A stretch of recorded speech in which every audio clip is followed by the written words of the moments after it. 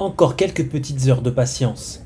Les 7 et 8 décembre, la cathédrale Notre-Dame de Paris doit rouvrir ses portes au culte et à la visite, après plus de 5 ans de travaux, pour effacer les dommages causés par l'incendie dévastateur du 15 avril 2019.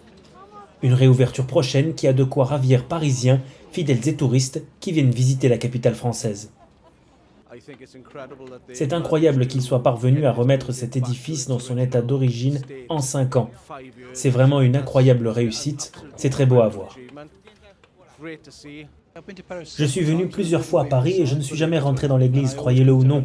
Je viens tout le temps la voir mais je ne suis jamais rentré. J'ai vraiment hâte de pouvoir le faire, je pense que ce sera vraiment spécial. C'est à la fois un sentiment de joie puis de surprise. De joie parce qu'on ne pensait pas que les choses allaient tourner comme ça aussi rapidement en faveur d'une reconstruction de Notre-Dame. Donc là c'est vraiment une joie énorme parce que quand on a vu comme ça les images d'incendie, c'était quand même assez terrifiant. Et puis une surprise de voir que ça a pris aussi peu de temps. Et puis surpris aussi honnêtement que ça attire autant de personnes.